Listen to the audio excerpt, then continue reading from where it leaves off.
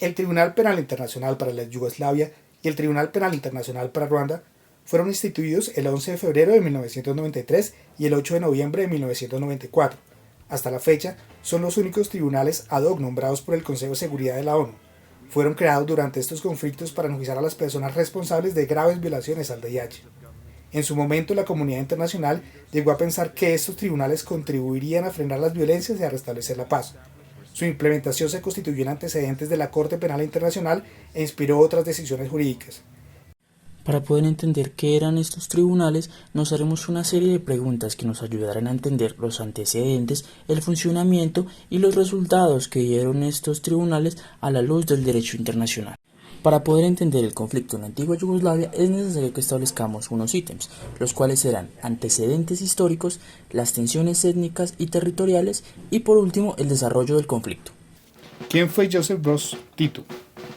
Tito logró la cohesión de Yugoslavia tras la Segunda Guerra Mundial. Ejerció un gobierno dictatorial desde 1945 hasta 1980. Yugoslavia se gobernó con ideales comunistas demarcados de la línea soviética, y en medio de la Guerra Fría, Yugoslavia fue uno de los fundadores del movimiento de los países no alineados. Tras la muerte de Tito, surgieron deseos nacionalistas que comenzaron a materializarse desde la década de 1990. Cuando el Partido Nacionalista Serbio llegó al poder en Serbia en la década del 90, inició el proceso de separación. Los primeros en hacerlo fueron Eslovenia y Croacia, quienes declararon su independencia en 1991, ejemplo que siguió Macedonia y Bosnia-Herzegovina el año siguiente. Las federaciones fueron separándose en medio de una serie de conflictos internos y guerras internacionales, principalmente contra los serbios, quienes querían someter a las demás naciones bajo la Gran Serbia, a través de su ejército y de grupos paramilitares que desataron la limpieza étnica.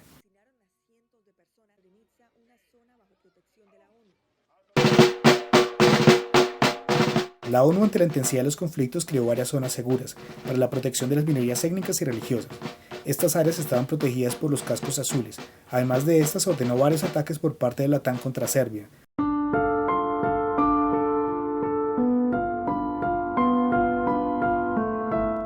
Dentro de los distintos actos de genocidio, el Tribunal ad hoc reconoció el que ocurrió durante la Guerra de Bosnia en la región de Srebrenica, en julio de 1995. El genocidio lo llevaron a cabo unidades del ejército de la República Serbia liderado por los serbio-bosnios, así como por un grupo paramilitar conocido como los Escorpiones. El genocidio ocurrió en la zona previamente declarada como segura.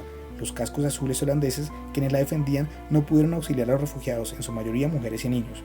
Para cometer y ocultar estos crímenes, los militares serbios transportaron a los refugiados por la fuerza en autobuses, separando hombres, mujeres y niños. Los cadáveres fueron enterrados en fosas comunes y algunos cuerpos fueron trasladados para esconder las evidencias del crimen.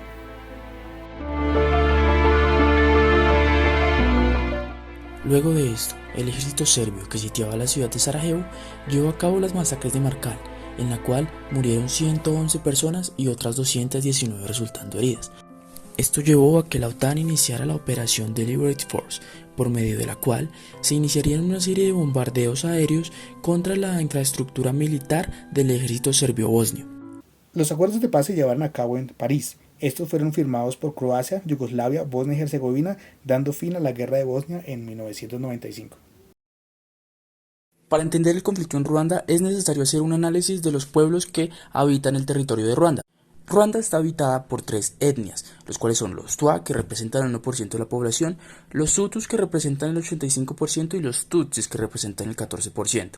A lo largo de la historia, los Hutus y Tutsis han vivido en un constante conflicto por el dominio del país. Y fue en 1973 cuando el general Habyarimana, de origen Hutu, lideraría un golpe de estado en Ruanda, con lo cual se haría con el poder del país y generaría la dominación Hutu en el territorio.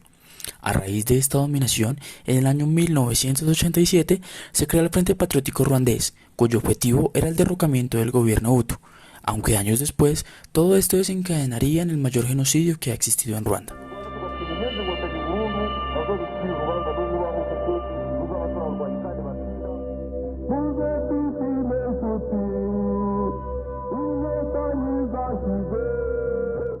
El evento que marcó el inicio del genocidio ocurrió el 6 de abril, cuando fue derribado el avión en el que viajaba el presidente de Ruanda. El mandatario volvía de una reunión que buscaba poner fin a la violencia que vivía la región. Del ataque se culpó a los Tutsi. Un día después comenzó el genocidio de los Hutus contra los Tutsis. Este se desarrolló en los 100 días siguientes. El genocidio finalizó en julio de 1994, cuando el Frente Patriótico Ruandés tomó el control del país. Las armas utilizadas para cometer las masacres y los homicidios contra los Tutsis e incluso los Hutus moderados quienes se oponían fueron armas no convencionales, entre ellas piedras y machetes. Se estima que 1 millón de personas fueron asesinadas y al menos 250 mujeres fueron violadas.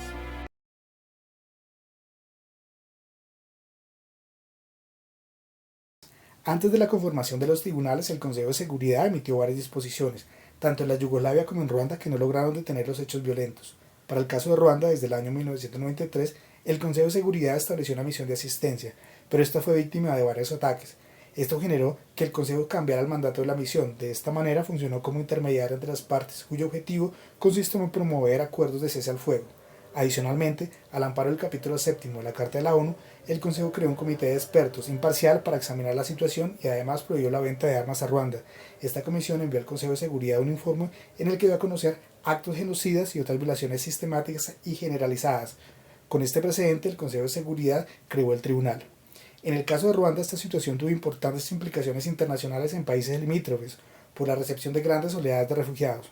La ONU también interpretó esto como una grave amenaza para la paz y, a diferencia de la creación del Tribunal de la antigua Yugoslavia, el de Ruanda fue solicitado por el propio Estado. Expectativa de la comunidad internacional. Los tribunales generaron altas expectativas al iniciar mecanismos judiciales a los que la comunidad internacional puede recurrir para mantener o restablecer la paz y la seguridad.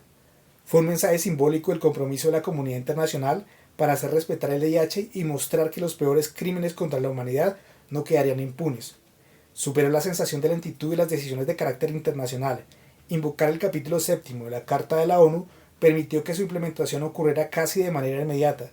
Cualquier otro camino, incluyendo los tratados internacionales, hubiera tomado demasiado tiempo.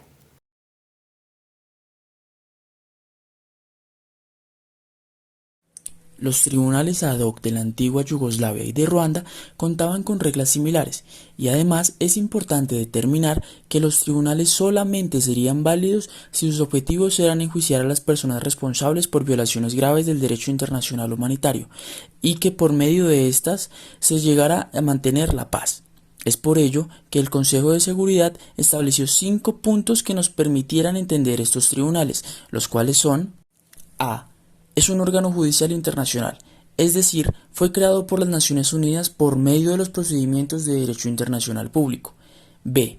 Es un órgano colegiado, es decir, que es un tribunal con multiplicidad de magistrados, quienes de manera conjunta decidirían los casos. C. Es un tribunal ad hoc, es decir, no es permanente y está encargado de un tema o conflicto en específico. D. Es especializado, es decir, su aplicación se debe basar solamente en un marco normativo, que en este caso sería el derecho internacional humanitario. E.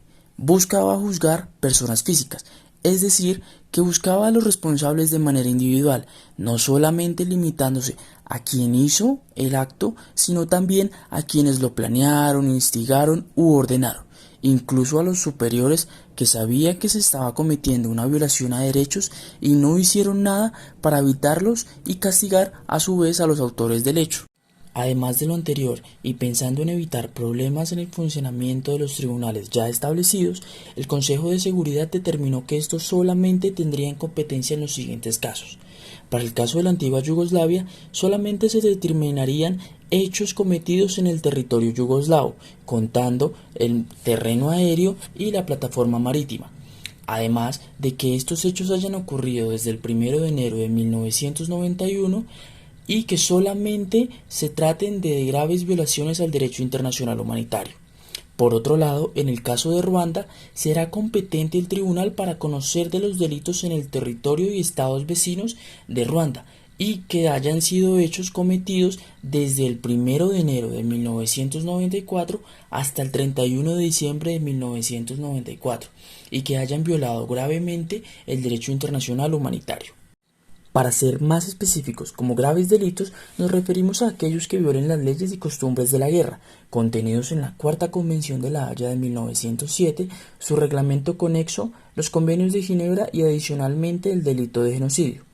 Ahora bien, ya entrados en materia, ¿cómo funcionaron estos tribunales? ¿Cuál es su organización y procedimientos? Partimos de que ambos tribunales tenían 3 órganos. Primero, las salas, que estaban instituidas en 2 salas de primera instancia y una de apelaciones. Segundo, la fiscalía, y tercero, una secretaría. Las salas estaban integradas por 11 magistrados, que se distribuirían de la siguiente manera. Las dos salas de primera instancia contarían con 3 magistrados cada una, y los 5 magistrados restantes estarían en la sala de apelaciones. Por su lado, la Fiscalía era el ente encargado de realizar las indagaciones, investigaciones y la presentación de las acusaciones ante los magistrados. Por su parte, la Secretaría era la parte administrativa del tribunal, en la cual se definían situaciones de carácter económico u organizacional de la misma. ¿En qué se diferenciaba de otros tribunales? Podemos decir que a diferencia de muchos tribunales internacionales como lo fueron los de Nuremberg y Tokio, que se habían establecido previamente para juzgar también a responsables de graves delitos, los tribunales de la antigua Yugoslavia y Ruanda contaban con unas bases medianamente sólidas respecto de los procedimientos y principios que regían el funcionamiento de estos, con el objetivo de poder ayudar a establecer la paz en sus respectivos territorios y no ser simplemente la justicia de los ganadores. ¿Qué desafíos han enfrentado este tipo de tribunales a partir de la experiencia?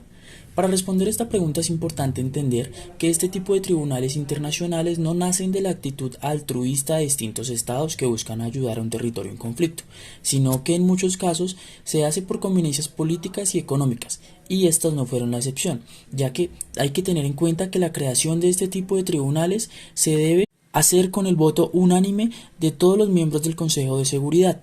Adicionalmente, en los casos presentes hubo una alta burocracia, lentitud y pues altos costos económicos que dificultaron la verdadera eficiencia de estos mismos. ¿Cuáles fueron los resultados dados por estos tribunales? Los resultados dados por el Tribunal de la Antigua Yugoslavia se pueden considerar optimistas, ya que en varios sentidos se cumplieron partes de sus objetivos de juzgamiento de los responsables, al procesar un total de 161 personas por los distintos delitos cometidos en el conflicto. De los 161, 91 fueron sentenciados, 18 fueron absueltos, 13 fueron remitidos a las jurisdicciones nacionales y 37 acusados se les retiraron los cargos de acusaciones y pues 2 fallecieron en el juicio. Aunque no hay que dejar de lado que más allá de los resultados dados por los tribunales, la situación interna en estos territorios es compleja, ya que muchos simpatizantes del ejército serbio consideran que los tribunales o juicios fueron arbitrarios y que muchos de los sentenciados por crímenes atroces son en realidad héroes de la patria. Por otro lado, los resultados dados por el Tribunal Especial para Ruanda, si bien no han sido tan grandes, han sido significativos, ya que en total se han condenado a 61 personas que cuentan entre mandos militares, gobernantes y empresarios de la región, además de religiosos, milicianos y responsables de los medios de comunicación. Y aunque si bien estas condenas no sanaron las heridas de todas las víctimas del conflicto, ayudaron en su momento a enjuiciar los responsables por los distintos delitos cometidos contra ellos. ¿Qué ha significado los tribunales para el mundo de los derechos humanos? Los tribunales han servido como paso previo para la posterior aprobación en 1998 del Estatuto de la Corte Penal Internacional Permanente. La impartición de justicia por una institución independiente ha contribuido parcialmente a la identificación y castigo de los culpables y ha aportado al esclarecimiento de la verdad histórica, dejando constancia de los crímenes cometidos. El tema de la responsabilidad del individuo cobró mayor resonancia tras la creación de los tribunales para sancionar las violaciones contra los derechos humanos y las normas del DIH. Los estatutos tienen el gran mérito de definir de manera sistemática los principales crímenes internacionales antes dispersos en diversos instrumentos. El de Ruanda es el primer tribunal cuya competencia está prevista para conocer crímenes cometidos en el marco de un conflicto no internacional. El Tribunal Penal para Ruanda sentó precedentes para castigar a los responsables de crímenes de violencia sexual y sentó las bases del derecho penal internacional en relación con temas de género. Desde este tribunal, la violencia se encuentra enumerada en los crímenes de lesa humanidad y en los crímenes de guerra, por lo que podrá ser juzgada en alguna de estas dos categorías dependiendo del contexto y las circunstancias.